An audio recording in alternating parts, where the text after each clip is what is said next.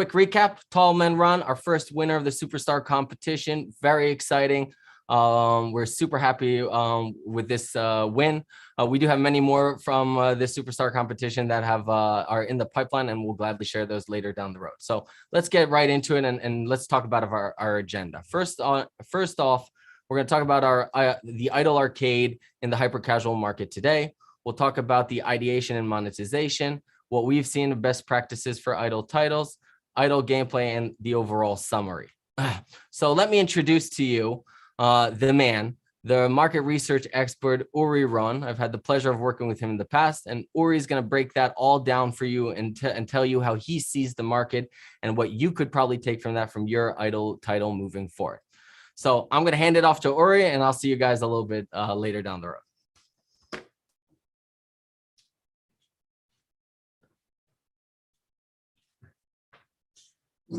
Thanks, Zvi, for the intro. So we'll talk about idle arcade category today. It's been trending in the past 6, 7, or 8 months. If we look at top publishers, top 3, which is Supersonic, Voodoo, and Rolik, and if you can add Oma Games as well. So we talk about 4 publishers launching 20 games. So we will start with how idle arcade started. So what is idle arcade? Basically, 2 casual categories that have been trending for years, which is idle games, for example, Idle Minor Tycoon, which was the big one, a casual game, where you upgrade, you hire people all the time. It's more of a clicker game, tab game. Another category is adventure games, kind of farming games as well, starting way back with Farmville, Klondike Adventures, Township, Family Island, all those games where you need to explore, expand all the time. You gain different resources, and what those 2 games have in common is that you're always progressing, always like upgrade your character, open new resources, new areas of the map, which is great for retention and playtime. And what Idle Arcade is trying to do is to make it much more simple and much more hyper casual, and to take those 2 categories that have strong retention and playtime and make them simple to understand, easy to play Idle Arcade game. It also kind of phase 2 of idle games that were trending in hyper casual a few years ago. So if you can compare idle games to idle arcade games, so in idle games, it's more of a simple tab mechanic, more of a clicker games we talked about, puzzle-like camera. The focus is mainly on the character, and you have static upgrades. While on idle arcade, it's a joystick game. You move all the time. There's a dynamic camera, dynamic character. The focus is on the situation. The environment is changing all the time. And there's also this decision depth. So you can decide, now I'm going to use the tomatoes or to eggs. Unlike classic idle games, you just step and you don't have much of decision depth. So this is how kind of idle arcade started. And let's see how do you build an idle arcade game. So usually you start with a moving character. It can be a character, a stickman. It can be a truck, a car, anything that you can control with a joystick. And it's great for engagement. Think about a user always tapping on the screen. He needs to move all the time, with the finger on the screen. It's hard to let go, great for engagement. The second thing is stacking resources. Stacking is very satisfying in hyper casual. Stack works in runners, it works in IO, works in puzzle. So it's a big part of idle arcade as well. Very satisfying, great for marketability. Most of creatives start with stacking the resource and then using it. So gain and loss, super strong in hyper casual. Then the third part is unlocking, expanding, and exploring. All the time you open the map, you start very small, you upgrade, you unlock new areas, you explore all the time, you move around with the joystick. And the last part is upgrade game. Upgrade is already part of idle games, and it's also part of idle arcade. All the time you upgrade your character, it can move faster, it can stack more objects. So you kind of start with a very not strong character. And after a few minutes of gameplay, the character is much stronger. So those last 2 parts, upgrade and unlocking and expanding, are great for engagement, which can result in higher playtime and retention rate, because you're all the time progressing, unlocking new things. And let's see how it goes in the game. If we talk about my Mini Mart, the game that we published. So you have a moving character, a very simple stickman. So we will talk about this game later. It's stack resources. It's starting with tomatoes, but it could be eggs, it could be anything else. So we talk about stacking, works in most idle arcade games, this is a core part of the game. You unlock, you expand all the time. You can decide what to unlock. You unlock new parts of the supermarket. So it's a crucial game of idle arcade where you unlock and expand all the time. And the last part is the upgrade part. Again, you can hire different people. You can upgrade the character. It can move faster. It can stack even more. So this was my Mini Mart. You can see the game on the right. Another game for another example for idle arcade game is Monetization, a game by Rolik, which also did very well. So again, simple moving character, a blue stick man, and here you have only one resource, which is money. Money was a very strong theme in hyper casual in the past year or so. Rolik had a lot of money games, very strong theme. You stack resources. Here it's only money, and then you buy different buildings. You can see simple colors. Money is the only resource, but it's enough for satisfying stacking. And you upgrade the character. It can move faster. It can collect money faster.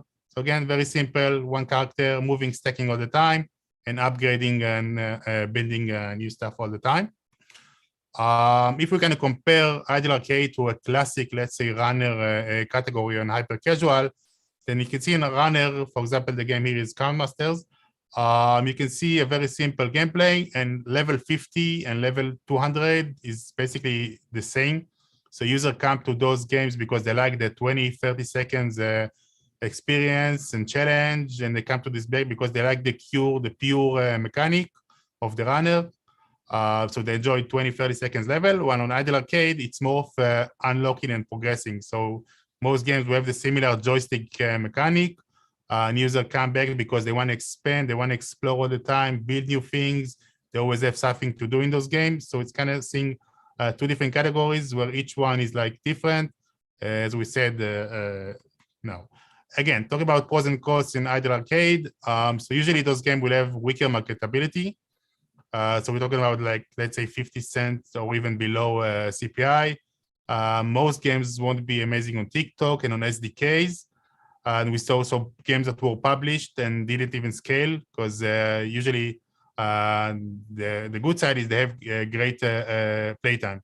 So get playtime and retention. Usually it could be day zero or first session 20, 30 minutes, which is something that is not that common in hyper casual. So they do have higher playtime, higher retention, but marketability in order to scale them, that's the weak point. So we see a game being published, but not scaled. And even the one that do scale can survive a few days in top charts. But again, they're profitable. They do work. They are trending now. So let's move on to top games. So idle arcade kind of started in 2021, mainly Homa games. Pushed those games in mid-2021. So you can see a lot of farming games. We talked about Farmville by Zynga, a classic game from like a decade ago. So it was more around farming game, harvesting game. Voodoo also had a few games. Similar Green Nature, again, a niche category that no one kind of took seriously. And then came Stone Miner, a game by Zplay, which did amazingly well. I'm mining stones, very satisfying gameplay. I'm upgrading, you can see here, I'm upgrading all the time. And this game like was in top 100. It had like few weeks in top 1, top 5. It had like 3 months overall in top 100 in both operating systems, both iOS and Google Play. It also combined very good in-app purchase, great use of boosters, simple gameplay. This game had over 30 million downloads. And this game kind of showed, okay, you can make an idle arcade game that can stay in top charts for the long time. And this resulted in this. So we kind of talked about Voodoo, Rolik, and Supersonic, top 3 publishers. And you can add Homa games as well, because we said they started early with this. We had over 20 games published in the past 6-7 months, which is a lot. Not all got scaled, but 20 games got published.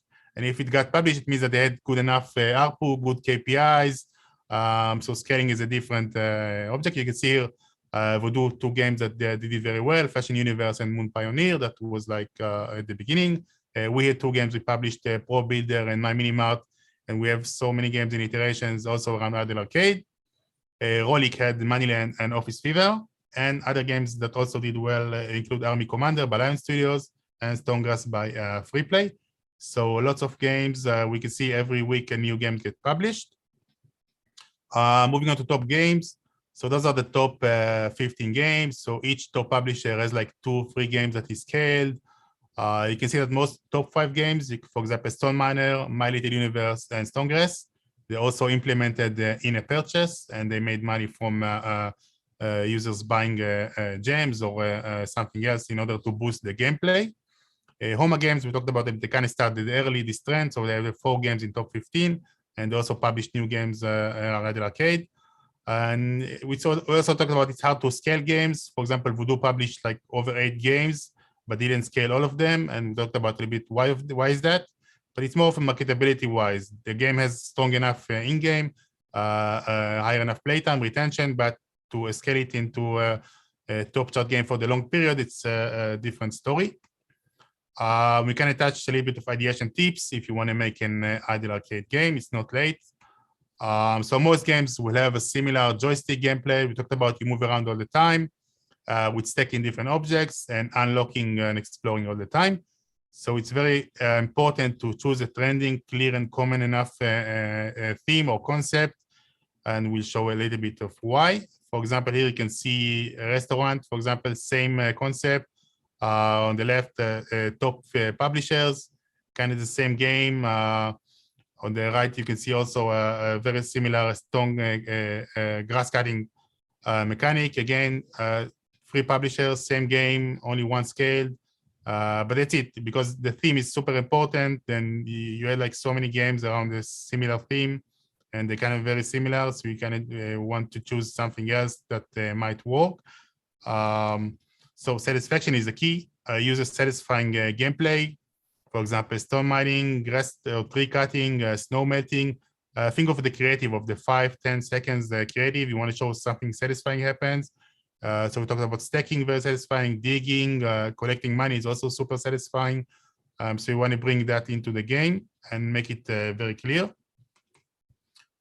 You can use a familiar scenario. For example, places you visit every day, or jobs that you see every day. For example, Fashion Universe is around running a clothing store. My Mini Mart is a supermarket that we all know and visit often. And Office Fever is around running an office. It could be, there was a game also around gas station, daycare, any job, anything you visit on a daily basis, gym, office, it might work. And we see a lot of these prototypes are doing very well, and some game we published as well very soon. Gender. So most Idle Arcade games will appeal to both male and female. We can see like female games. We talk about females like 70% plus female. So it could be Fashion Universe that did very well running a clothing store. But on the other side, it could be Army Commander, where you need to fight and battle against others in the army game. It's more of a male theme. But those 2 games also did well. So it can be like even go to one side, male or female, and the game, if it has enough strong concept, it can still do very well. And another thing you can take is like take a top chart game and replace the mechanic. So for example, pixel art, very not a classic hyper casual game, but again, you can take the tap mechanic of the pixel game, and this one is pixel cover by Rolik. It's now scaling. So you just replace the tap mechanic with an Idle Arcade, and we talk about Idle Arcade. So you have a moving character. You can see a very simple stickman. It stacks, the number of colors, and then it goes and puts them on the painting. So again, moving character, joystick, it upgrades. It can use it can be faster. It can have a better stacking abilities. So you can look like for any top game and that has a one mechanic and say, okay, let's do it a joystick game. Let's do it another arcade game. Let's use stacking. Let's use upgrades. So it's a good idea to look at top charts and say, can I turn it into a Idle Arcade game? So we talked about ideation. So we had different kind of shop, places you visit every day, different kind of jobs, a doctor, a fireman. We had everything. We had so many prototypes in the store. Or you can go for something satisfying, such as digging, cut the grass, or digging, or any other things that might work. And the last part we're going to talk about is the monetization. So monetization is the last part you need to think about. First, you need to start with a prototype that will have good marketability. But those games, Idle Arcade games, also take money from in-app purchase. and from RVs, rewarded videos. And because time equals money, so people don't want to wait. They don't want to now spend 20, 30 minutes to unlock a new area. They don't want to see too much rewarded videos, so they can use different gems in order to boost the gameplay. It also works in idle arcade. It also works in idle games. You want to boost your game, you don't want to wait, so you need to spend money. You don't have to, but it's an option. And actually, in some games like Stonegrass and Stone like did over 10K a day from in-app purchase, which is not that common in hyper casual. We talked about upgrade, so you upgrade all the time. You can use the money you earn the currency in the game, or you can watch an RV to upgrade the abilities. And we see lots of games, not only in idle arcade, we see a lot of runners now that are trending in top charts. Then the upgrade system is the part of many of those top games, which is like giving another layer of progression, which is not that common in hyper casual, because you don't build for the long run, but upgrading system, it gives you like another layer of progressing. You start very small, then you improve your abilities and you become much stronger, and it's another reason to stay in the game and continue playing. And the last thing is like boosters. You have different reward videos. You can boost your gameplay. You say to yourself, I'm going to play this game now for a few minutes, and then you can watch an RV to get an extra assistant, or you can use a scooter that will help you much faster. And this is what kind of works in the idle arcade games. So you say to yourself, okay, I'm just going to unlock the next area, but then you need to work on it for a few minutes. And then you said, okay, I unlocked it now. Let's just play a little bit more. And you're into the game. You're always with the finger on the screen. We talked about this being a joystick game. So you're always engaging with the game. You say to yourself, I'm just going to finish this level, and you play much more. And we talk about higher playtime. So thank you. I hand it over to Tzvi. We talk about my Mini Mart and other tips that you can learn in Idle Arcade. Thank you very much.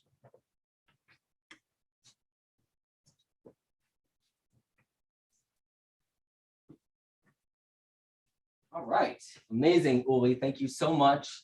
That was super insightful. How do I follow that act? All right, let's get into it. What I'm going to talk about today is something that Uri mentioned, and he talked about the marketability of idle arcades and the in-game. And it's really a tug of war. It's a pull on both sides, and we're going to try to share our insight on how to improve the marketability, which is known to be a little bit weaker in hyper idle arcade games because they're not your standard casual, hyper casual game. And we'll try to talk about how to improve the in-game. So really to pull the string on both sides and maximize the title's chances. So let's get straight into it. We'll talk about first the marketability side. We'll share with you tips and tricks that I've worked with our motion team on these slides on how they help improve the marketability on the creative side. You'll see stuff that are used for other hyper casual titles, but they're very, very critical for a game that doesn't have very, very strong marketability, like an idle arcade game. We'll drill down into an idle arcade gameplay and understand what makes those particular games work and are super strong. And we'll try to summarize those points for you in take-home moments so you can have action items and then go ahead and test your idle arcade game with us. All right, so let's first talk about the marketability and the creatives and the best practices that we've seen that might help the marketability side. So before everything, we know that in hyper casual, the marketability means everything. It indicates how large your population is. For idle arcade, it's a little bit different, right? We've seen weaker marketability, but we do see very profitable titles, just like Uri has mentioned, just like we've experienced, and we also do have a lot of those in our pipeline working at. So one of the things that obviously is a rule of thumb for all games on the marketability side is really nailing it within the first 5 seconds, that clear gameplay. We don't want to speed it up. We don't want to rush it. But a little trick, and you can see that here, is in most of these cases, the upgrade system or your carry amount is significantly higher. You can carry 100 wounded people or 100 bags, and then you'll unlock a bunch of things at once. There's no powerful message than that. Seeing one thing unlock a bunch of things at once, it makes it very clear. especially with a mechanic that Uri's mentioned, like stacking. And we'll talk about another one. Another interesting aspect, and you'll see, because once I talk about gameplay, this is a little different, is for these kind of titles, you want to keep the player super focused. So if instead of giving the player like there's a lot more to expand and to experience, you want him to be very, very focused on the message you're conveying. And for that, we've seen that a zoom in camera for the creatives really does the trick. The zoom in, the massive stacking, help the player, whoever's seeing the ad, be super focused on what to do next and what exactly the actions are that are required for him. Another thing we've seen to try to push the elements of importance is a darkened environment, a gray environment with real contrasty colors popping out. You see great examples here from Moneyland and Fashion Universe. We have some too, but these are in the works and I didn't share them here. But this really gives contrast to the items, makes it pop, makes it even clearer on what you're supposed to do. Money's green, everything else is black. I'll buy and I'll upgrade and so on and so forth. So that also helps convey the message in a very powerful and quick manner. And obviously the hyper casual king, because everyone talks about it every so often, is the stacking. Stacking large amounts in satisfying ways, seeing it drill down, carry back up again. This hits all elements that we know that are satisfying in the hyper casual market today. And it's probably the most hyper casually thing you'll see in an idle arcade title. All right, so we talked about and if you have questions, we'll get into a Q&A later, so feel free to shoot them out. We're gonna now drill down on a personal favorite of mine, My Mini Mart. Shout out to the guys in Australia, Kiseki Games. They work super hard on the game. It's still in the works, and they do a great job on that. And it's probably one of the my favorite games that I've worked on. So let's first talk about how My Mini Mart came to us. So at the very beginning, you can see it very clear here on the side. It's not the My Mini Mart we see today. We see it's not really a supermarket. It's a chef, a cooking theme, which Uri has mentioned. It's a very well-known theme. We see assets here that are not something you see in a standard hyper-casual market. If you have, I'm not really sure I've seen them in the top charts. You have plenty of different colors, red and white, green, brown, black and yellow. All of these can create that noisy environment. Then that noisy environment distracts you from the gameplay, and that causes the unclear flow of what's required from me for the gameplay. And that's something you see here as well. And the camera. The camera here is like you see in the creatives is pretty zoomed in. You don't really get a picturesque view of what needs to be actionable. And that would be okay for the creatives, but not necessarily for the in-game itself. And we'll touch on that right now. So we reviewed the game and we shared some feedback on what we think might help the game. The first thing we discussed, and I mentioned it earlier, was a complete asset overhaul. We wanted to see stuff that are more trendy with a hyper casual market. We wanted to see gameplay that emphasizes the idle arcade aspect. So you're unlocking, progressing, and at some point you see people working for you. These elements were missing, and once we asked those to be added, we saw dramatic changes pretty quickly.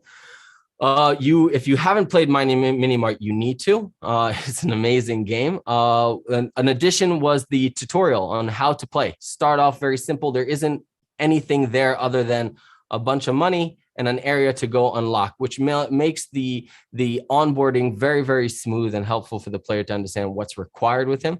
We'll talk about why also this is true for later down on the road. And the environment. You see there's significantly less noisy colors.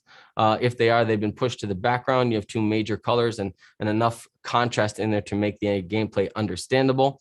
You see the flow of gameplay. He's stacking a bunch of tomatoes, but if you have played My Mini Mart, to stack that many items, it takes some time. But suddenly you're feeding chickens, you're unloading here. This all comes in together for flow and makes it really clear and understandable. So what do we want to focus on? One of the things we want to focus on is the balance. My Mini Mart does it very, very well, the input to output between what the player is required to do and what he gets in return. There's the feel of the need to service. So I'm in charge, I'm the manager, and I have to make sure all my customers are satisfied.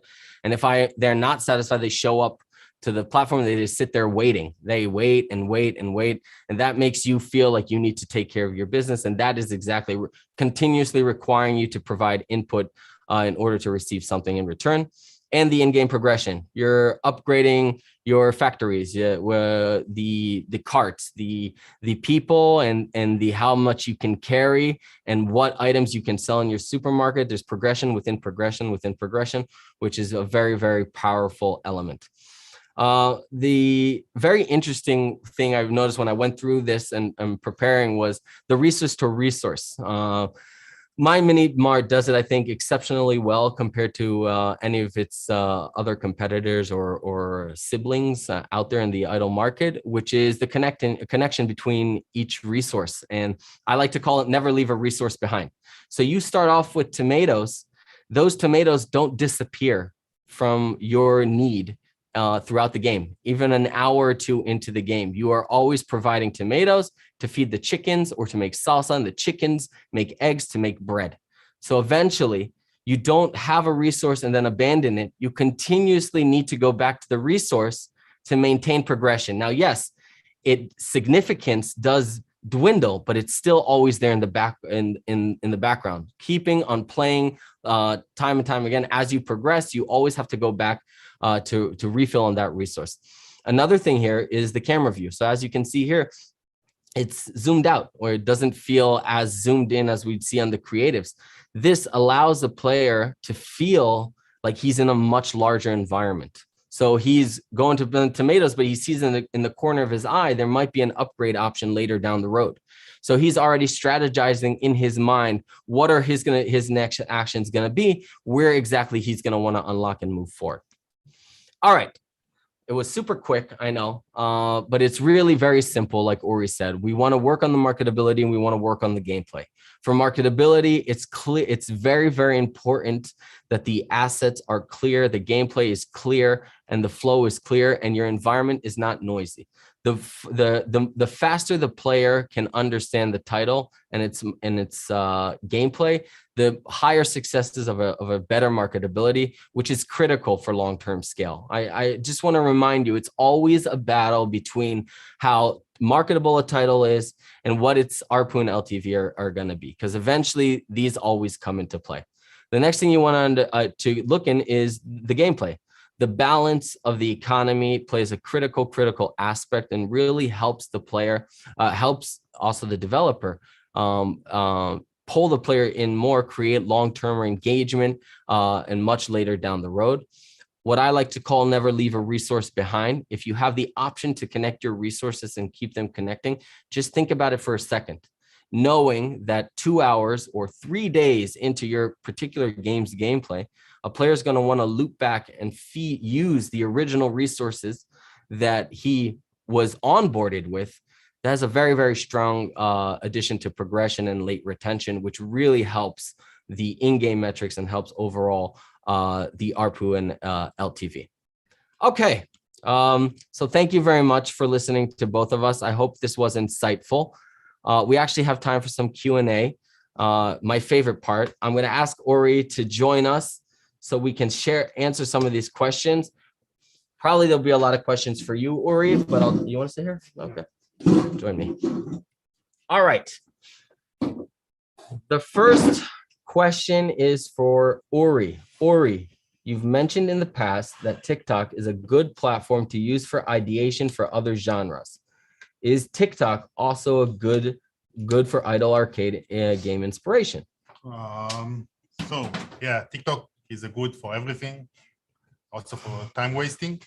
But if you have a good concept that it has a lot of views, and like you can use hashtags to see if a theme is popular enough, then think about if the gameplay is very clear and you need to understand what needs to be done.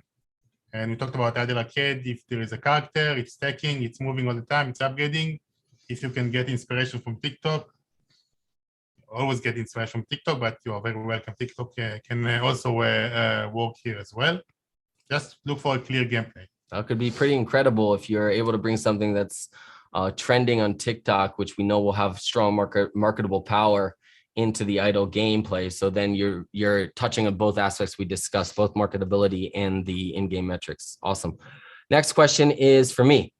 What metrics should we focus on for initial tests on idle arcade games? So like we've mentioned, the marketability is, from what we've seen, is not necessarily strong or exceptional. It's in working range, and really what compensates here is the in-game metrics. The stronger your retention and the stronger your playtime can really help your APAPU, which is an internal metric we use, the average playtime per user, which helps us understand the average potential LTV of overall users. And this is what's really, really important. So if you had to focus on one thing, it's the in-game for the initial testing. But obviously, if marketability is too low, it won't work as well. So I'd aim for something with lower than as low as you could possibly go on the marketability side. Next question. Ori, what's the first thing you look at for an idle game, arcade game submission? I think that should be for me. So I'll take that one. Usually when we see a game submitted for idle arcade, it's these aspects that Ori's touched on and I also mentioned, is the upgrade, expand, explore aspect. If you can connect it with the never leave resource behind, which I've discussed, and using hyper casual assets, that could be very impactful. I've seen it. I've seen games that have tested that weren't executed as well as other idle games that are now in the charts, and it makes a very big difference. So definitely take that into consideration when you're working on your title. All right, how do levels work in idle arcade game? In other hyper casual games, each level is like a reset, but in idle arcade gameplay, it's incremental. So how can you indicate level progression? It's a great question. There's also an aspect of monetizing here. You can. We've seen that it's not only possible, but the level progression isn't critical for an idle arcade feel of progression. If you've played my Mini Mart, and if you haven't, I really urge you to do, because you'll understand what I'm talking about. You never feel the need for at least the first couple of days to jump onto the next Mart. You are very, very satisfied expanding and exploring your particular first Mart. And that is very, very impactful. So when it comes to level-based progression, we don't see it as a necessity. If anything, the level-based progression, trying to take too many elements that are standard hyper-casual might not benefit your particular title. And if you do work with a publisher, then you should consult your publisher. And if you work with us, and I hope you do, then you should definitely consult with us on how your title should best progress forward. What was the idea behind the camera angle for My Mini Mart? Why did it end up the way we see it now? So I actually answered it. You want to make sure that it's not too focused. It is zoomed out and provides the player enough intrigue to want to keep on exploring, but not too much where he feels disconnected from the Mart. And that was something that we touched on pretty quickly. Uli, do you think it's a waste of time to revisit previously published successful games and update them with idle arcade visual themes, etc.? No, I think you can learn from any top chart game that did very well. Even now, if you look at every published game, most published games, then you can understand, okay, where does the mechanic come from, what the game they were inspired by. So game that works, game that went in top charts for a few weeks, few days, few years, they had something that worked on CPI, so you can always learn from them. And we showed that example with Pixel Cover, taking a very simple pixel gameplay that did very well by tapping and replacing tapping with an idle arcade joystick mechanic. So it's a tip for any game. You can take a theme, a game that worked, and replace the mechanic and create a totally new experience and something new. And I will add just one thing on the submission of a game in My Mini Mart. Try to, if an object is not needed, like walls, there were walls in the first creatives. If you don't need walls, then just get rid of them. User needs to understand after 5 seconds, okay, I need to do that. You can add a symbol, you can make something that will make much more clear what needs to be done. And that's it. Awesome. What is the timeline for the $2 million competition? So I apologize if there were technical difficulties at the start. competition has ended on April 7th. We already have a winner, Tall Men Run. So if you have not played that, you should definitely play that as well. We have a few more, plenty more in the pipeline we're actually working on in a minute for the competition. So stay tuned and we'll definitely share insight on those. I will give you a little teaser, but there's no finalized yet. We will have a summer competition. That's it. That's all I'm going to say. So stay tuned to hear some more info about that one later down, not today. Next question, Uri. What other platforms besides TikTok do you suggest using for idle arcade game inspiration? So we're gonna have this slide that you're gonna get places you visit every day, jobs we see, because you move all the time and you need to do something all the time. So it makes sense that you kind of use someone's job as a gameplay. We talked about something satisfying, anything satisfying. Again, you can look at any top chart game or any game being published and think of, okay, can I make it an idle arcade game? Which is basically the joystick gameplay, the stacking, the upgrading. So anything can be inspiration. TikTok is a great inspiration. But we talked about jobs, places you visit, like go in the street and think, can I make this idle arcade game? And just try it. Use stacking, clear gameplay, and you'll be surprised. Some games like very simple, there will be 50 cents, something that we can start work with. So we just need to try. Yep, don't be afraid to try. That's fantastic. How do I know if my idle arcade game is ready to scale up? It's a good question. I think for the rule of thumb for scaling up is true also for idle arcade games. It's really that pull between ARPU, LTV, and CPI. So we would like to see that even with idle arcade games, that the in-game outweighs the ARPU, LTV outweighs the CPI by day 5 with ads. So at some point when we see the in-game can compensate for CPI, or if it's workable range, we'll add the ads. And of course, we'll see how that behaves. And later down the road at around day 5, we have a very good picture of that, that tug of war, we would call it.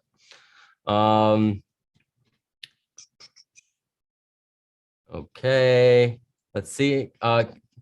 Zvi, can you please talk more about long-term retention, day 7, 14, etc. Do idle arcade games have outstanding metrics there? Not necessarily. They are impactful, these games. It really depends on the amount of content you can provide. So if you can continuously add content and feed the game, yes, the in-game metrics for later day retention play a real pivotal part in the game's stickiness and success to scale.